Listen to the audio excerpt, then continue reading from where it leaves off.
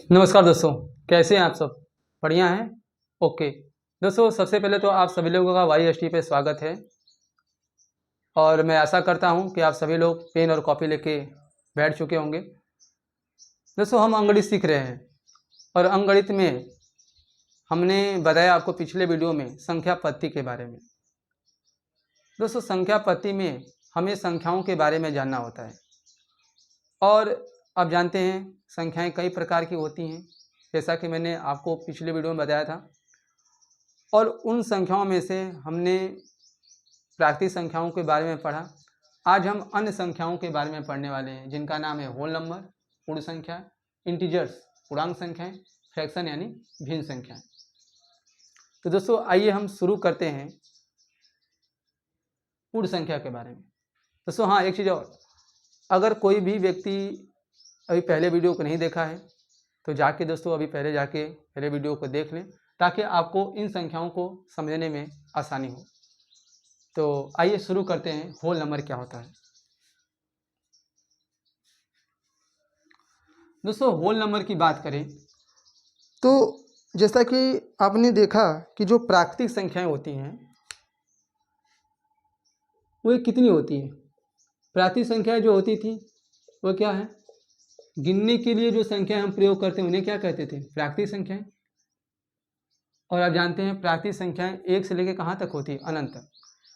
लेकिन दोस्तों, अगर इन नेचुरल नंबर के अलावा अगर बात करें होल नंबर की, तो होल नंबर में ऐसा क्या बचेगा, यानी प्राकृतिक संख्याओं में ऐसा क्या नहीं है जो होल नंबर में आने वाला है। क्योंकि यहाँ पे हम देख रहे हैं कि प्राकृतिक संख्या 1 से स्टार्ट हो रही है और अनंत तक जा रही है। दोस्तों, जब अनंत तक जिसका कोई अंत ही ना हो, यानी प्राकृतिक संख्या में जब सारी चीज़ें आ गई तो हमें होल नंबर की क्यों आवश्यकता पड़ी। तो दोस्तों यूँ इसे समझते हैं। इसे मैं आपसे पूछूं कि इस समय मेरे हाथ में कितने मार्कर है, तो आप देख रहे हैं मेरे हाथ में कितने मार्कर हैं, तो आप बोलोगे 4। तो 4 को बताने के लिए आपके पास संख्या है क्या, आप लिख देंगे 4, है ना। लेकिन अगर अब मैं आपसे पूछूं कि मेरे हाथ में अब बताइए कितने मार्कर है, तो आप बोलोगे कोई नहीं मार्कर है, बिल्कुल खाली है। तो दोस्तों, इस चीज़ को आपको बताने के लिए किसी न किसी चीज़ की जरूरत पड़ेगी, है ना। आप 2 या 3 5 तो कुछ लिख नहीं सकते हो। हाँ, यहाँ पे आप 1 भी नहीं लिख सकते हो। तो क्या बचा जिसे आपको लिखना पड़ेगा।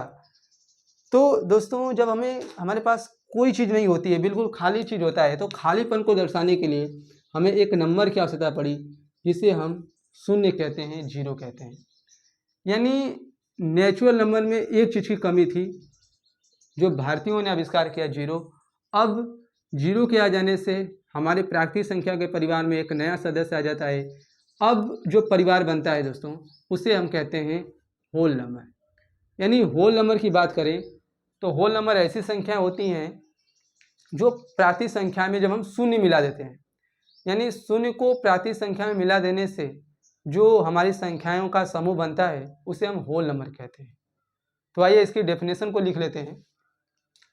तो दोस्तों, यह हमारी है होल नंबर की डेफिनेशन। यहाँ पे मैंने दोनों लैंग्वेज में लिख दिया हूँ, इंग्लिश और हिंदी दोनों में। तो यहाँ पे देख सकते हैं, कह रहा है कि all the natural numbers along with zero.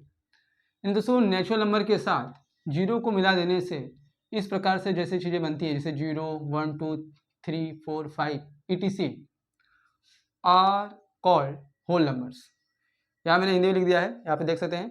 Natural number के साथ शून्य को मिला देने पर जो संख्याओं का समूह बनता है उसे पूर्ण संख्या कहते हैं। जिस प्रकार दोस्तों हम नेचुरल नंबर के समूह को कैपिटल एन से डिनोट कर देते हैं, अब हम पूर्ण संख्या के समूह को कैपिटल डब्ल्यू से डिनोट करते हैं। यहाँ पे दोस्तों, यहाँ पे मैंने लिख दिया है, यहाँ पे आप देख सकते हैं डब्ल्यू बराबर यहाँ पे 1 से लेकर के इनफाइनाइट तक हमारा नेचुरल नंबर होते हैं दोस्तों, उसमें हमने जीरो को लेकर आ गए हैं। तो अब जो हमारा समूह बनेगा इसे हम कहेंगे होल नंबर यानी पूर्ण संख्या। तो दोस्तों, आप इसे नोट कर सकते हैं। अब हम पूर्ण संख्याओं से संबंधित तथ्यों को जानेंगे। हाँ, तो तब तक के लिए आप इसे नोट कर लें।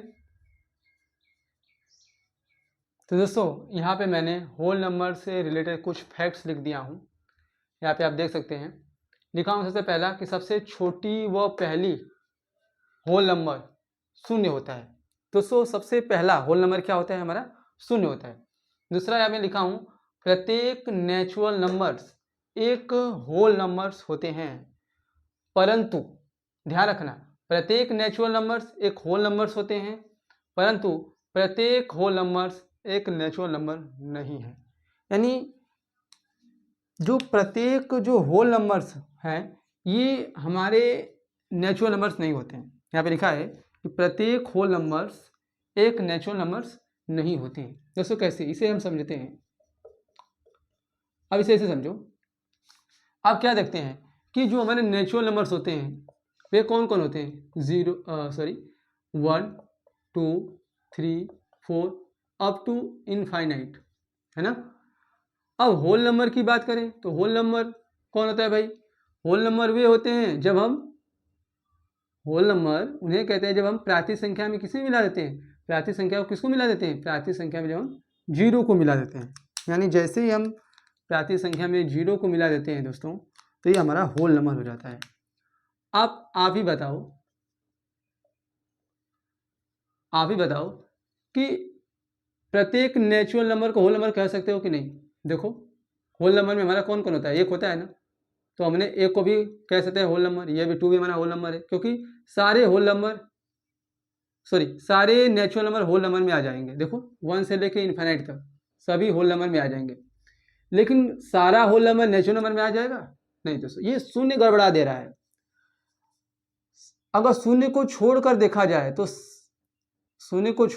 जाए तो सारा होल नंबर एक नेचुरल नंबर है ना। बट प्रत्येक पूर्ण संख्या को अगर मैं नेचुरल नंबर कहूँ तो यह संभव नहीं है, क्योंकि शून्य सम्मिलित हो रहा है यहाँ पे होल नंबर में, जबकि जीरो हमारा नेचुरल नंबर नहीं होता है। इसलिए हम कहते हैं कि प्रत्येक नेचुरल नंबर्स एक होल नंबर होते हैं, परंतु प्रत्येक होल नंबर्स एक नेचुरल नंबर हो यह जरूरी नहीं है, क्योंकि इसमें जीरो आया गया है। इसीलिए हाँ ये कह सकते हैं जीरो को छोड़ करके जितनी भी पूर्ण संख्याएं होती हैं वे सभी क्या होती है? प्राकृतिक संख्या होती है, नेचुरल नंबर। ठीक है, तो यहाँ पे हम एक समूह की बात कर रहा हूँ। प्रत्येक नेचुरल नंबर्स एक होल नंबर्स होते हैं, लेकिन प्रत्येक होल नंबर्स एक नेचुरल नंबर्स नहीं होते हैं। ये आपको ध्यान रखना है। प्रत्येक बात हो रही है, मतलब पूरे की बात हो रही है। अच्छा, तीसरा पॉइंट लिखा है कि जो होल नंबर्स होते हैं यानी जो पूर्ण संख्याएं होती हैं, ये इनकी संख्या क्या होती है? इनफाइनाइट होती है, अनंत होती है। सही बात है दोस्तों। आप कहोगे सबसे बड़ी पूर्ण संख्या 10 है, नहीं, उसे आप जैसे एक जोड़ोगे उसकी अगली पूर्ण संख्या प्राप्त हो जाएगी। तो पूर्ण संख्याएं जैसे नेचुरल नंबर्स अनंत होते हैं, इसी प्रकार हमारे होल नंबर्स भी अनंत होते हैं। दोस्तों आगे हम बातचीत करेंगे पूर्णांक संख्याओं के बारे में, इंटीजर्स के बारे में। तब तक आप इस पूरे चीज को नोट कर सकते हैं। दोस्तों संख्याओं के अगली कड़ी में अब हम सीखने जा रहे हैं पूर्णांक संख्या। दोस्तों पूर्णांक संख्याएं क्या होती है? क्यों हमें पूर्णांक संख्या यानी एक नई संख्या की खोज करनी पड़ी? आइए अब इसे समझ लेते हैं। तो दोस्तों आपने दो संख्या के बारे में पढ़ा। सबसे पहले आपने पढ़ा नेचुरल नंबर। नेचुरल नंबर में क्या था? 1 से लेके इनफाइनाइट तक के नंबर्स हमारे क्या कहलाते हैं? Natural number. सही बात है। होल नंबर क्या होते हैं? जब हम नेचुरल नंबर में किससे मिला लेते हैं भाई? जीरो को मिला लेते हैं। ये हमारा जीरो आ गया नेचुरल नंबर के परिवार में। तो अब जो हमारा परिवार बोला जाएगा किस नंबर का? होल नंबर का। ठीक है, अब एक नई संख्या आ रही है जिसका नाम है इंटीजर्स। इसे क्यों जरूरत पड़ी? आइए समझते हैं एक एग्जाम्पल से। जैसे दोस्तों आप पूर्ण संख्याओं को अगर घटाएं या फिर प्रातिक संख्याओं को घटाएं तो आप क्या देखोगे? 2 में से अगर मैं 1 घटाऊं तो आपको 1 मिलेगा, एक को आपको पता है। 5 में से 4 घटाओगे तो 1 मिलेगा। 5 में से अगर आप 3 घटाओगे तो 2 मिलेगा। तो 1 2 ये आप पहले से ही जानते हैं, इसमें तो नया कुछ है नहीं। लेकिन आप क्या करें, 1 में से 2 घटाएं, 4 में से 5 घटाएं, 3 में से 5 घटाएं, यानी छोटी संख्या में से बड़ी संख्या घटाएं। कैसे? आप 1 में से 2 घटाएं, 1 में से 3 घटाएं, 1 में से 4 घटाएं, है ना, 1 में से 5 घटाएं, तो आपको क्या मिलेगा? 1 में से आप 2 घटाओगे तो आपको क्या मिलेगा? -1 मिलेगा। दोस्तों घटाने का नियम जानते हैं, 1 और 2 कौन सी बड़ी संख्या है? 2 ना। दोस्तों एक प्लस संख्या एक माइनस, तो घटाएंगे बड़ी वाली में से 2 में से घटाएंगे, क्या मिलेगा? -1। 3 में से 1 घटाएंगे, क्या मिलेगा आपको? -2। बड़ी में से घटाते हैं ना, और चिन्ह किसका लगाएंगे? दोस्तों बड़ी वाली संख्या का, 3 हमारा बड़ा है उसका चिन्ह लगाएंगे, है ना। यहाँ पे देखो हटाओ, 1 में से जो जाएगा नहीं, उल्टा घटा लेंगे, 4 में से 1 घटाएंगे, क्या मिलेगा? 3। चिन्ह किसका लगाऊंगा? लगाएंगे 4 का चिन्ह लगाएंगे, माइनस का चिन्ह लगाएगा यहाँ पे।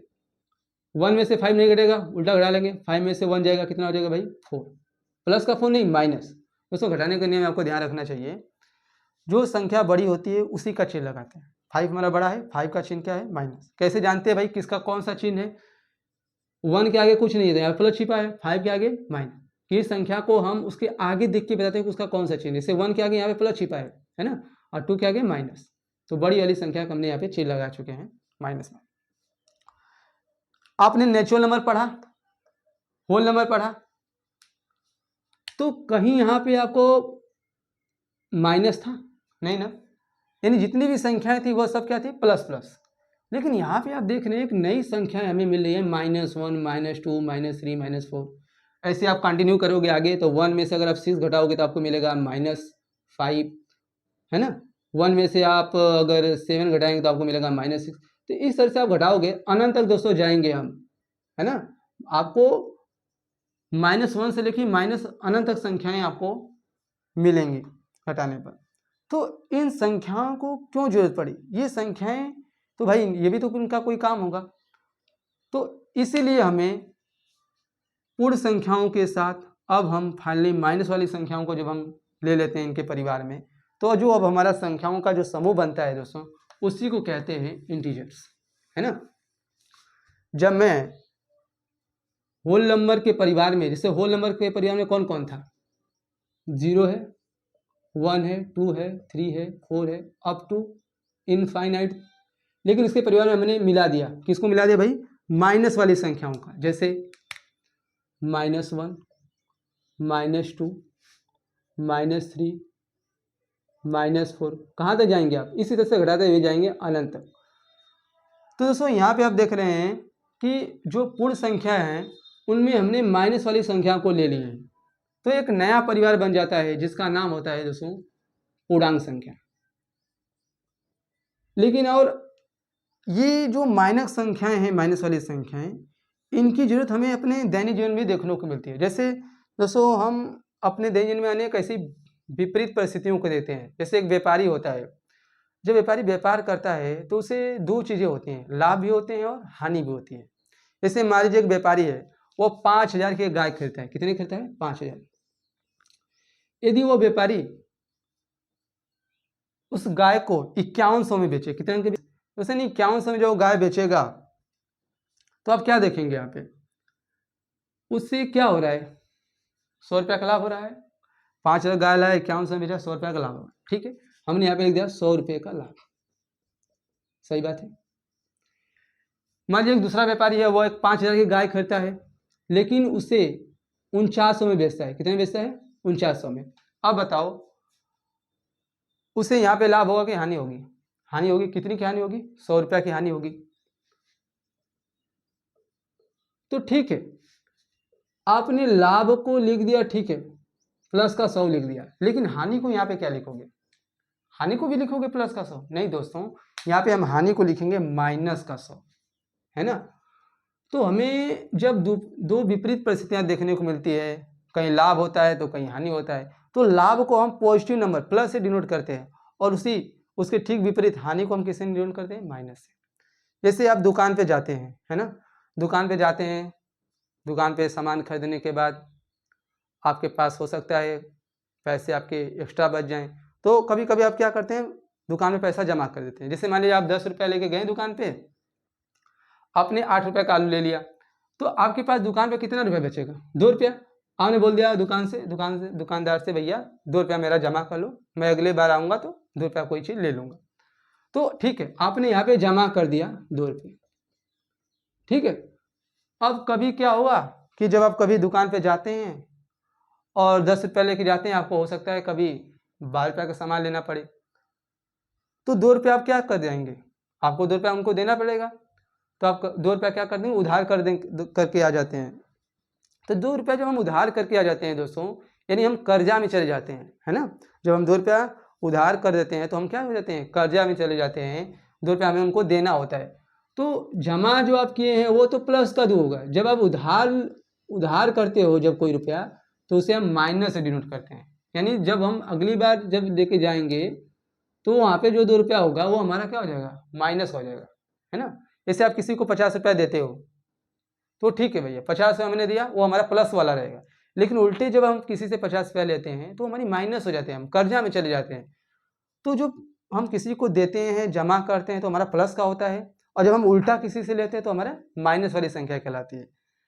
तो दोस्तों इस प्रकार से हमने विपरीत परिस्थितियों को देखा। और भी हम अगर एग्जाम्पल्स की बात करें कि हमें माइनस वाली संख्या हमें दैनिक जीवन में कहाँ कहाँ यूज होती है, ऐसे मैं एग्जाम्पल और लूँ।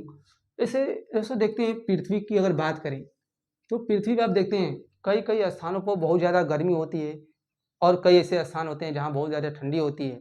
अगर सो पृथ्वी की बात करें तो पृथ्वी की पर आप जानते हैं कि अगर पृथ्वी की अगर एक बीचों बीच रेखा खींच दें तो इस रेखा को आप जानते हैं, इस रेखा को पृथ्वी के ठीक बीचों बीच से जाने वाली रेखा जो पृथ्वी को 2 बराबर भागों में बांट देती है, क्योंकि दोस्तों मैंने पृथ्वी गोला है तो यह जो रेखा है पृथ्वी को 2 अलग अलग भागों में बांट दी। इस वाले ऊपर वाले भाग को हम क्या कहेंगे, इसे बोल सकते हैं दोस्तों, जो कि नक्शा में हम देखते हैं मैप में, तो ये हमारा ईस्ट होता है, यह वेस्ट होता है, ऊपर वाला हमारा नॉर्थ होता है और नीचे साउथ होता है। तो इस रेखा के ठीक ऊपर वाला पृथ्वी का हिस्सा, इसे हम उत्तरी गोलार्ध बोल देते हैं।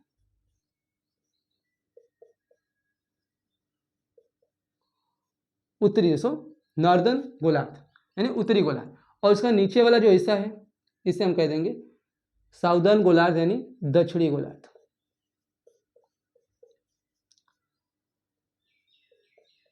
अब देखो, अगर दोस्तों हम टॉप पे जाएं, उत्तरी गोलार्ध के बिल्कुल टॉप पे जाएं, यानी यहाँ इस वाले पॉइंट पर जाएंगे तो इसे दोस्तों पोल कहते हैं। क्या कहते हैं, पोल। इसी प्रकार से हम नीचे वाले जाएं तो इस वाले पॉइंट को हम क्या कहते हैं, पोल कहते हैं। दोस्तों जो ये वाला पोल है उत्तरी गोलार्ध के ऊपर पड़ रहा है तो इसे हम नॉर्थ पोल कह देते हैं यानी उत्तरी ध्रुव। और ये वाले यह जो कि जो है पोल है यह दक्षिण वाले टॉप पे पड़ रहा है तो इसे हम क्या कहते हैं, साउथ पोल यानी दक्षिण ध्रुव। दोस्तों उत्तरी ध्रुव की बात करें चाहे दक्षिण ध्रुव की बात करें, यहाँ पे ठंड जो होती है बहुत ही ज़्यादा पड़ती है ना। और जब हम इस वाली रेखा को क्या हम नाम देते हैं, इसे दोस्तों कहते हैं इक्वेटर। इक्वेटर यहाँ पे हिंदी में बोल सकते हैं इसे भूमध्य रेखा, भूमध्य रेखा या बोल सकते हो विषुवत रेखा। दोस्तों मैं पूर्णांक को एक समझाने के लिए मैं एक उदाहरण ले रहा हूँ, यहाँ समझिए। हमने पृथ्वी को 2 भागों में बांट दिया, उत्तरी गोलार्ध दक्षिण गोलार्ध। दोस्तों इस पोल पे ना बहुत ज़्यादा ठंडी पड़ती है, और जब हम इस इक्वेटर यानी जो भूमध्य रेखा इसके आसपास जो होती है बहुत ही ज़्यादा, इस जो इधर जो स्थान होते हैं पृथ्वी पे, इधर जो कोई देश होगा यहाँ पे गर्मी पड़ती है। तो जब हम जैसे देखते हैं हमारे यहाँ जब नॉर्मल गर्मी पड़ती है तो हमारा जाता है टेम्परेचर 30, नॉर्मल तो 30 होता है। जब हम आते हैं थोड़ा सा और गर्मी जब पड़ती है तो उसे हम 40 या 45 जब तापमान पड़ता है तो उसे हम कहते हैं देखते हैं पढ़ते हैं 40 डिग्री सेल्सियस गर्मी पड़ रही है। लेकिन जब यही 40 का अगर खूब ठंडी पड़े अगर ध्रुवों पर, तो उसे आप कैसे लिखोगे, प्लस का ही 40 लिखते हैं, नहीं ना। वहाँ पे हम क्या बोलते हैं, माइनस का 40 लिखते हैं। यानी ठंड को हम माइनस से दर्शाते हैं और गर्मी को हम क्या बोलते हैं, प्लस से दर्शाते हैं। प्लस 40 डिग्री सेल्सियस को हम कहते हैं गर्मी पड़ रही है। यदि वही 40 डिग्री अगर माइनस में चला जाए तो उसे हम वहाँ पे बोलेंगे भाई यहाँ पे क्या है, ठंडी है। तो इस प्रकार से हमें और भी कई सारी परिस्थितियाँ दैनिक जीवन में मिलती हैं जिन्हें हमें माइनस वाली संख्याओं की जरूरत पड़ती है। इसलिए दोस्तों हमने एक नई संख्या का परिवार बनाया, इसे हम कहते हैं पूर्ण संख्या। तो दोस्तों आई होप आप समझ चुके होंगे कि पूर्णांक की हमें जरूरत क्यों पड़ी, इन्हीं विपरीत स्थितियों को दर्शाने के लिए। तो आइए अब इसके मूल कॉन्सेप्ट को समझ लेते हैं दोस्तों। ये तो आपने जाना कि क्यों हमें जरूरत पड़ी। अब इसके मूल कॉन्सेप्ट को अगर समझें तो पूर्णांक को इस प्रकार से हम समझ सकते हैं, जैसे इसे एक एग्जांपल से और समझो दोस्तों। पूर्णांक का एक कॉन्सेप्ट और होता है कि पूर्णांक जो होती है वे संख्याएं जो पूर्णता को व्यक्त करती है। जैसे आइए समझते हैं, जैसे मेरे पास एक रोटी है, तो अब बताओ जो एक रोटी है ये अपने आप में क्या है, पूरा है ना। वन ब्रेड ये अपने आप में क्या है भैया, पूरा है ना। यदि आपके पास दो रोटी हो तो दो भी अपने आप में क्या है, पूरा है।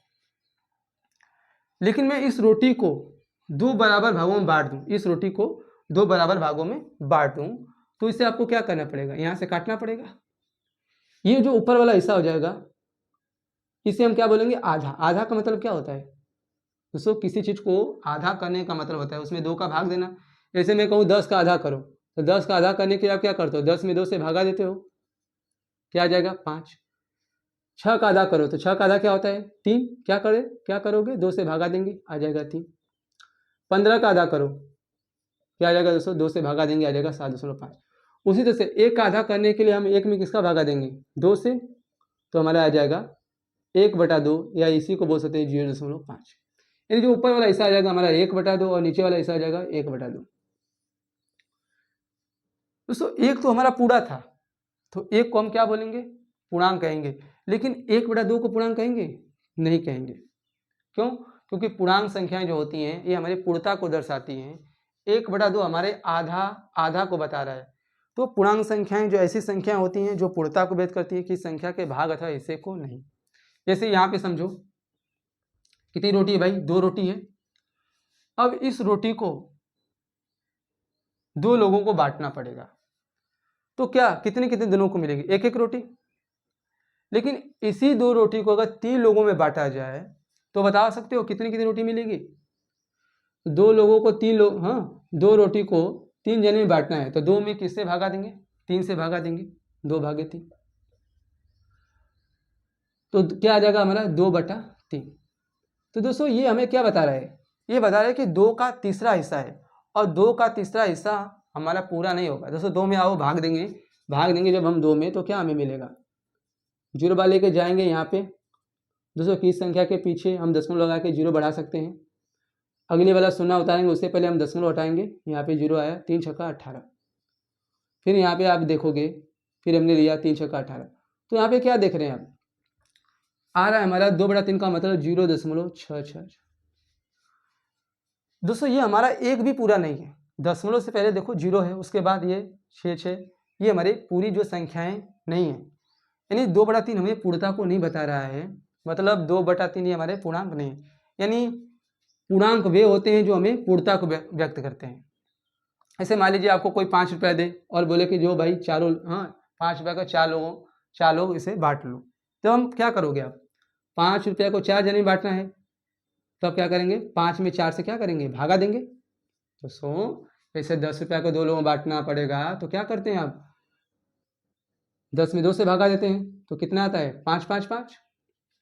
तो 5 रुपये एक जनी लेंगे, 5 रुपये एक जनी। उसी प्रकार से अगर 5 रुपये को 4 जनी बांटना है, तो 5 रुपये में किससे भागा देंगे, 4 से। तो हमारा क्या आएगा, 5/4 का मतलब जो पहले आता है उसे हम ऊपर लिख देते हैं, और इस वाली लाइन को हम कर देते हैं, और जो दूसरा वाला नंबर आता है वो हम नीचे लिख देते हैं। यानी आ गया 5/4, और 5/4 का दोस्तों मतलब है 1.25, है ना। तो 1.25 क्या है, पूरा है, नहीं दोस्तों हमारा पूरा नहीं है, क्योंकि दशमलव से पहले एक तो हमारा पूरा है, लेकिन 0.25 ही हमारा पूरा नहीं है। तो वे संख्याएं जो पूर्णता को व्यक्त नहीं करती हैं वे हमारे पूर्णांक नहीं होते हैं, ये आपको ध्यान रखना पड़ेगा। पूर्णांक वही होते हैं जो हमें पूर्णता को व्यक्त करते हैं। दोस्तों मैंने मान लीजिए किसी से 50 रुपया उधार लिया, 50 रुपया उधार लिया, तो मैंने उधार लिए हैं, तो इसे कैसे व्यक्त करेंगे, माइनस की प्लस से, भाई उधार वाली संख्या माइनस होती है, तो यहाँ पे -50 क्या हो जाएगा, ये हमारा -50 एक पूर्ण संख्या हो जाएंगे। क्यों, क्योंकि जो -50 से भले मैंने कर्जा लिया है, लेकिन 50 का क्या है, पूरा है ना। तो ये आपको देखना पड़ेगा कि वो चीज़ें पूरा है कि नहीं है। अगर पूरा है तो पूर्णांक होंगे, चाहे वह धन हो, ऋण हो, चाहे जीरो क्यों ना हो। तो दोस्तों हमें पूर्णांक इस प्रकार से 3 प्रकार के होते हैं, धन पूर्णांक, ऋण पूर्णांक और शून्य पूर्णांक। धन पूर्णांक के आगे हम प्लस प्लस लगा देते हैं, ऋण पूर्णांक के आगे हम माइनस वाली चीज़ लगा देते हैं, और शून्य पूर्णांक के आगे न तो हम प्लस लगाते हैं न माइनस लगाते हैं। इसलिए बोला भी जाता है कि जो शून्य पूर्णांक होता है न तो धनात्मक होता है न ही ऋणात्मक होता है। तो दोस्तों आपने देखा कि पूर्णांक क्या होता है, पूर्णांक कितने प्रकार के होते हैं, पूर्णांक की आवश्यकता क्यों पड़ी, और आपने जाना कि पूर्णांक जो होता है एक पूर्णता को व्यक्त करता है कि इस संख्या के भाग अथवा हिस्से को नहीं। तो दोस्तों ध्यान रखना पड़ेगा आपको। हाँ, पूर्णांक हम उसी को कहेंगे जो पूर्णता को व्यक्त करें। तो दोस्तों आइए इसकी डेफिनेशन को लिख सकते हैं। आपको समझ में आ चुका होगा मुझे लगता है। आइए इसकी डेफिनेशन को लिख लेते हैं। दोस्तों यहाँ पे आप परिभाषा देख सकते हैं, पूर्णांक की परिभाषा बोला कि combining negative numbers with whole number. दोस्तों जब हम होल नंबर में कंबाइन कर देते हैं किसको, नेगेटिव नंबर्स को, तो बी ऑब्टेन न्यू कलेक्शन। दोस्तों हम एक नया संख्याओं का कलेक्शन पाते हैं, जिससे इस प्रकार से लिख सकते हैं, माइनस अनंत से, यहाँ पे देख रहे हैं आप, -4, -3, -2, -1 अप टू कहाँ तक, प्लस इनफाइनाइट तक। तो दोस्तों इस प्रकार से हम लिख देते हैं, यानी उसमें जीरो भी रहेगा, जीरो से पहले वाले नंबर नेगेटिव नंबर रहेंगे और जीरो के बाद वाले नंबर पॉजिटिव नंबर रहेंगे। तो इन सारे चीज़ों को हम क्या कहते हैं, पूर्णांक संख्या कहते हैं। या आप बोल सकते हो हिंदी में वे संख्याएं जो पूर्णता को व्यक्त करती हैं, यानी कंप्लीटनेस को व्यक्त करती हैं, पूर्णता को व्यक्त करती हैं, किसी संख्या के भाग अथवा हिस्से को नहीं। दोस्तों अगर यदि किसी हम संख्या के टुकड़ा करें, जो आगे हम वीडियो में भिन्न वाले संख्या को पढ़ेंगे, हम उसमें टुकड़ा करेंगे संख्या को, यदि आप टुकड़ा कर देते हो तो उसे पूर्णांक हम नहीं कहेंगे। तो कह रहा है कि किसी संख्या के भाग अथवा हिस्से को पूर्णांक हम नहीं कहते हैं। पूर्णांक हमारा क्या होता है, पूरा पूरा होता है दोस्तों, जिसे आप कहते हैं 16। अच्छा, पूर्णांक की अगर बात करें तो पूर्णांक संख्याओं के समूह को कैपिटल आई से डिनोट करते हैं। दोस्तों प्राकृतिक संख्या के समूह को हम कैपिटल एन से, पूर्ण संख्या के समूह को कैपिटल डब्ल्यू से, और पूर्णांक संख्याओं के समूह को कैपिटल आई से डिनोट करते हैं। यहाँ पे आप देख रहे हैं हमने यहाँ पे लिखा है। दोस्तों अब बोला जाता है कि पूर्णांक संख्याएं कितनी प्रकार की होती हैं, तो पूर्णांक संख्याएं हमारी 3 प्रकार की होती है। कौन कौन, पॉजिटिव इंटीजर, इसे +1, +2, +3 अप टू प्लस इनफाइनाइट तक व्यक्त करते हैं। ऋण पूर्णांक क्या होते हैं दोस्तों, माइनस अनंत से लेकर के -3, -2, -1 तक, है ना। यानी जो हमारे धन पूर्णांक होते हैं, यानी अगर ऐसा देखा जाए तो नेचुरल नंबर हमारे 1 से लेकर अनंत तक होते हैं। नेचुरल नंबर के आगे प्लस लगा दो तो हमारे धन पूर्णांक बन जाते हैं। उन्हीं नेचुरल नंबर्स के आगे अगर माइनस का चिन्ह लगा दो दोस्तों, ऋण का चिन्ह लगा दो तो हमारे क्या बन जाते हैं, ऋण पूर्णांक। और उससे एक होता है जीरो, जीरो के आगे आप प्लस लगाओ माइनस लगाओ, इसको कोई फर्क नहीं पड़ने वाला, इसीलिए बोला जाता है जीरो हमारा ना तो धन है ना तो माइनस। तो दोस्तों ये हमारा रहा पूर्णांक की परिभाषा। आइए अब इससे रिलेटेड कुछ फैक्ट्स को जान लेते हैं। तो दोस्तों बहुत ही महत्वपूर्ण मैं फैक्ट्स बताना है, तो वीडियो तो अंत तक आप देखें ताकि आपको पूरी तरह से पूर्णांक संख्याओं के बारे में पता चल पाए। यहाँ पे मैंने सम इम्पोर्टेंट फैक्ट्स लिख दिए हैं रिलेटेड टू इंटीजर्स, यानी पूर्णांक संख्याओं से संबंधित कुछ नोट्स, कुछ फैक्ट्स मैंने लिख दिया हूँ जो अक्सर आपके एग्जाम में आते हैं 1 नंबर के दोस्तों विकल्पी, विकल्पी प्रश्न में। जैसे यहाँ पे मैंने सबसे पहले लिखा है कि सबसे बड़ा व छोटा पूर्णांक ज्ञात नहीं कर सकते। सबसे बड़ा व छोटा पूर्णांक ज्ञात नहीं कर सकते। दोस्तों ऐसे समझते हैं, इससे अगर पूर्णांक को अगर मैं बताऊं नंबर लाइन पर लेकर के, तो आप यहाँ से देख सकते हैं दोस्तों, रेखा के बारे में आप जानते हैं, रेखा होती है। अगर इस पूर्णांक संख्याओं को रेखा प्रदर्शित करें तो आप क्या देते हैं, बीच में हमारा कौन होता है, जीरो होता है। जीरो से दाईं तरफ हम जाते हैं, जीरो से दाईं तरफ, तो हमारा क्या बढ़ता है, +1, +2, +3, यानी धनात्मक पूर्णांक बढ़ते जाते हैं। इस प्रकार से हम डिनोट करते हैं, +4, +5 अप टू कहाँ तक, प्लस इनफाइनाइट तक। जीरो के जब हम इधर आते हैं बाईं तरफ दोस्तों यहाँ पे हम देख रहे हैं दोनों हाथ, इधर वाला हमारा हाथ कौन होगा, क्योंकि हमारे सीधा वाला दाएं वाला होता है, तो उधर दाएं तरफ जाते हैं तो प्लस वाला बढ़ता है।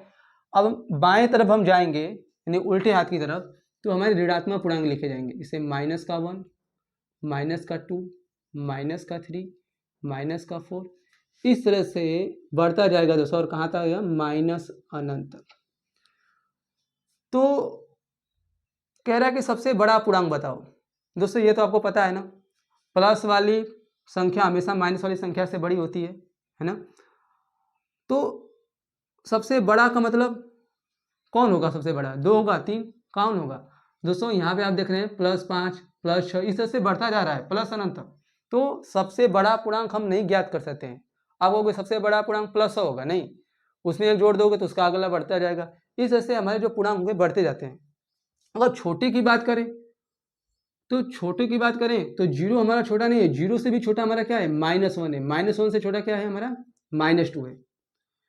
दोस्तों ऐसे समझो, जैसे मैं आपसे थोड़ा सा चलिए बातचीत करता हूँ। जैसे मेरे पास एक नंबर है -5, एक नंबर है -6। अब बताओ -5 बड़ा है कि -6? बोलो। कितने लोग कह रहे हैं कि -6 बड़ा है? नहीं भाई, -6 कैसे बड़ा होगा? ऐसे समझो, जैसे कि मान लीजिए 2 लोग हैं, 2 लोग हैं, एक क है और एक ख है।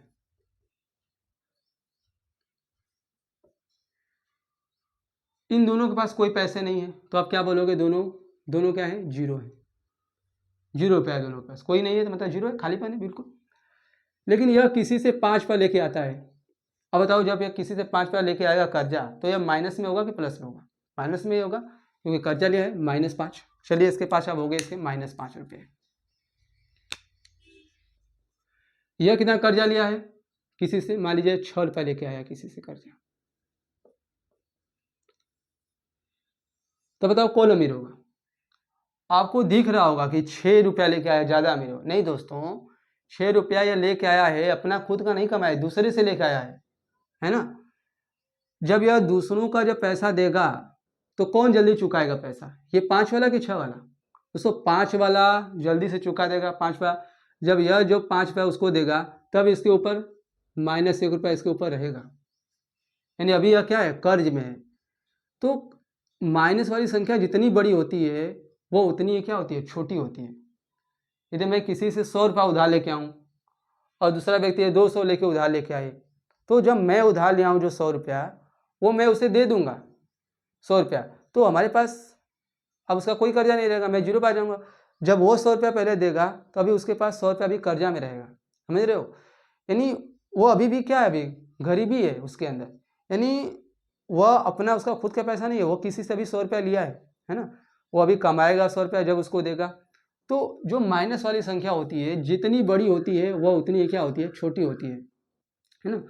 अब इसे ऐसे भी याद रखो, संख्या रेखा पर हर नंबर अपने पिछले वाले नंबर से बड़ा होगा, ये समझो। जैसे 2 1 से बड़ा होगा, 0 से क्या होगा? बड़ा होगा, -1 से क्या होगा? बड़ा होगा। अगर मैं 5 की बात करूँ, +5 की, तो +5 अपने ठीक पीछे वाले जितने भी नंबर हैं +4 से लेकर यहाँ पे -1 तक सबसे यह बड़ा होगा।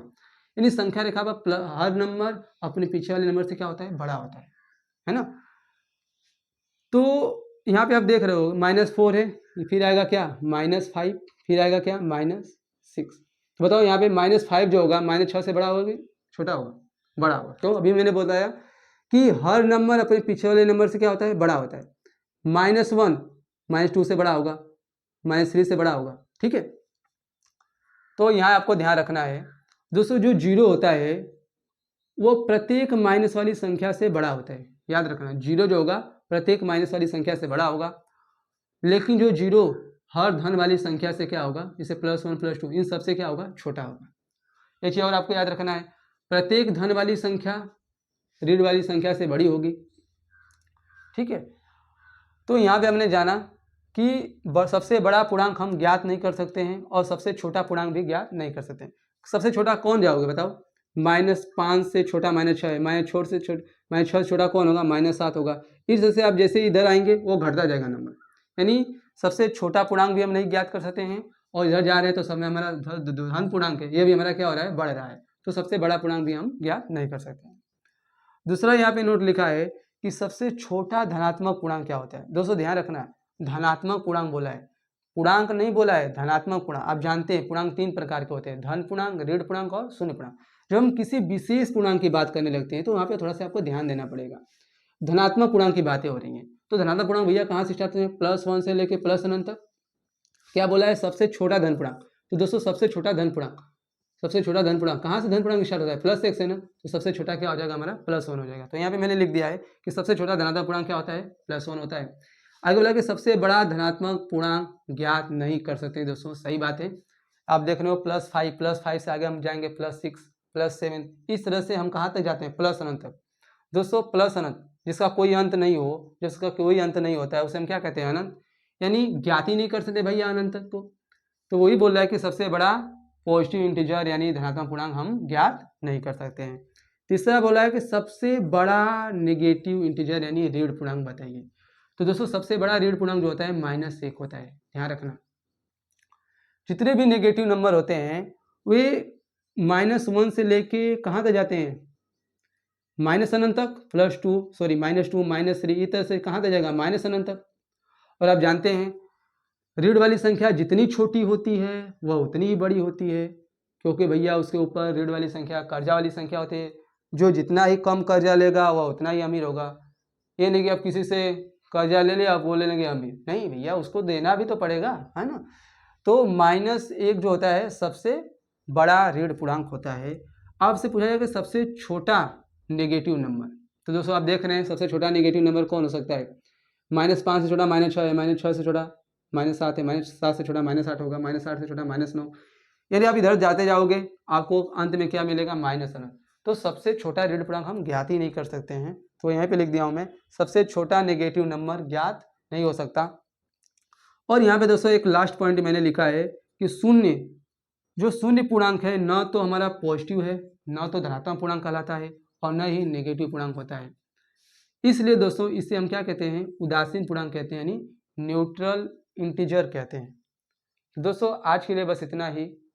अब हम अगले वीडियो में जानेंगे भिन्नात्मक संख्याएं, परिमेय संख्या, अपरिमेय संख्याएं यानी अन्य संख्याओं के बारे में। दोस्तों कैसा लगा यह वीडियो? यदि अच्छा लगा तो जरूर से इसे एक लाइक दें। दोस्तों अगली वीडियो देखने के लिए यदि चैनल पर नए आए तो इसे सब्सक्राइब कर लीजिए। तब तक के लिए दोस्तों नमस्कार।